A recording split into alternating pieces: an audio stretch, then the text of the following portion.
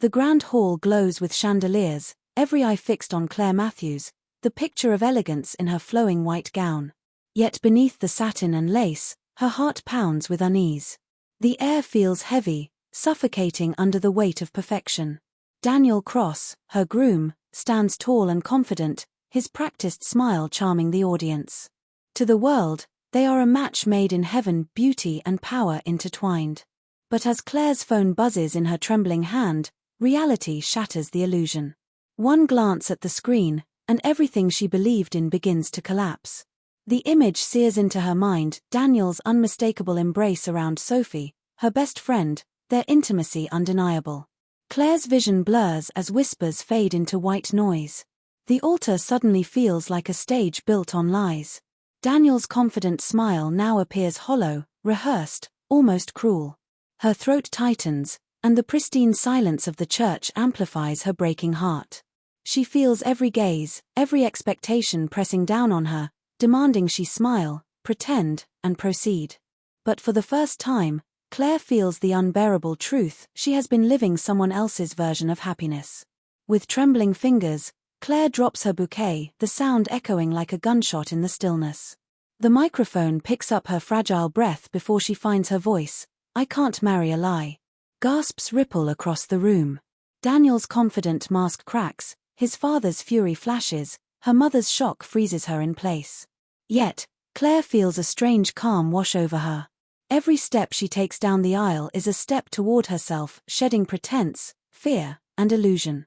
In that raw, unforgettable moment, she isn't a runaway bride, she's a woman reclaiming her truth. Before the chaos of the wedding, Claire Matthews lived a life built on appearances. Raised by a single mother who struggled to provide, she grew up believing that love meant safety, and safety meant money.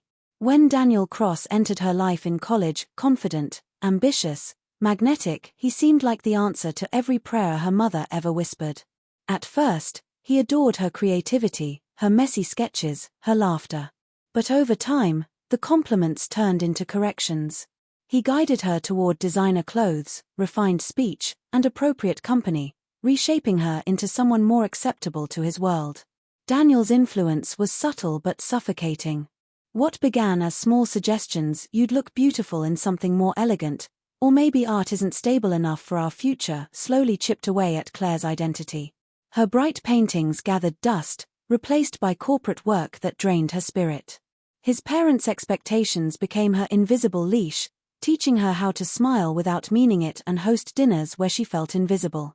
Each compromise felt temporary, but years later, Claire realized she no longer recognized the woman in the mirror, polished, perfect, and painfully hollow. Love had become performance, not connection. After walking away from the altar, Claire's world collapsed overnight. The tabloids branded her the runaway bride, and her mother's silence stung like betrayal.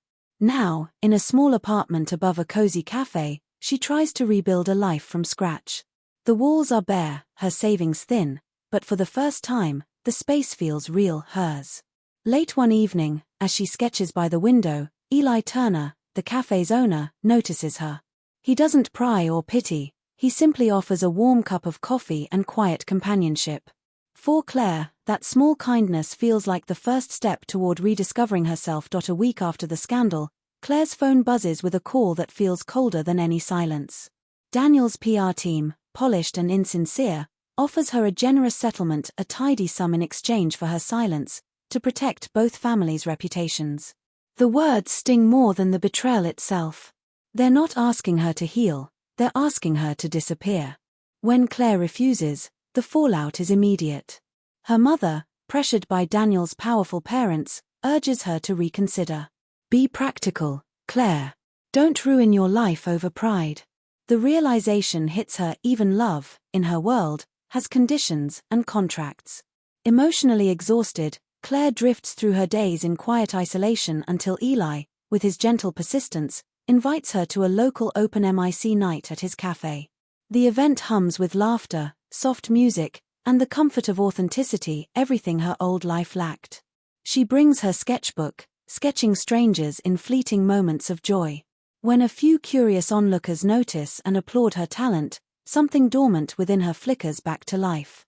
For the first time in years, She isn't defined by Daniel's shadow or her mother's expectations. She feels free, alive in her art again, raw and unfiltered. But just as the night glows with hope, Daniel appears, perfectly dressed, disarmingly charming, as if nothing happened. He speaks softly, rehearsed. "You overreacted, Claire. We can fix this." His words twist like old chains, the same tone that once controlled her. Yet now, she hears the truth beneath his calm. He isn't sorry for breaking her trust, only for getting caught. In that instant, something inside her solidifies. She doesn't want to repair a life built on lies, she wants to rebuild one grounded in truth. The real turning point isn't the betrayal, it's her awakening. In the weeks that follow, Claire's quiet defiance sparks a storm she never anticipated. Daniel's PR team launches a calculated campaign, twisting her courage into chaos. Headlines call her unstable, vindictive, the bride who lost control. Her design firm, afraid of scandal, ends her contract under the guise of protecting company image. The betrayal cuts deep, not just professional, but personal. Strangers flood her inbox with cruel messages, dissecting her life like entertainment. Rent becomes a struggle, her confidence frays, and the woman once admired for her composure now questions her own worth. The world seems determined to break her twice. Amid the noise, Eli becomes her quiet constant, never prying, never pushing. He offers her space when she needs it and warmth when she can't ask for it. They share small moments that feel heavier than grand gestures, laughter over burnt coffee, silent walks under streetlights, unspoken understanding. Yet, when his kindness edges toward something deeper, Claire retreats. The thought of needing someone again terrifies her. Dependency feels too close to chains. Still, his presence lingers like a safe melody, steady, patient, waiting for her to rediscover her own rhythm before offering his heart. Just as she begins to breathe again, Sophie reappears, tearful, trembling, confessing that Daniel had manipulated her too, using threats and shame to keep her silent.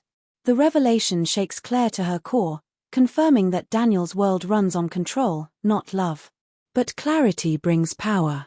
Through Eli's connections, a small gallery invites Claire to exhibit her art, a chance to reclaim her voice publicly.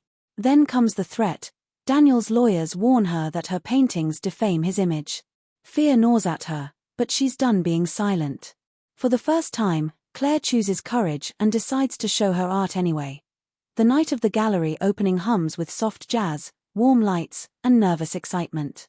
Claire's sketches line the walls, not portraits of people, but emotions frozen in charcoal, heartbreak, hope, and rebirth. Each piece whispers a fragment of her journey, raw yet dignified. Viewers linger in silence, moved by the honesty in her art. For the first time, Claire feels seen not as a tabloid headline but as an artist, as herself. The air feels different here, safe and real. But just as she begins to believe she's finally free of the past, the door bursts open. Daniel storms in, his expression a mix of rage and entitlement, cameras trailing behind him. The room's energy tightens as he confronts her, his voice a low hiss meant to humiliate. "You think this makes you noble? You're nothing without me," he snarls, grabbing her arm. But the Claire standing before him isn't the one he once controlled.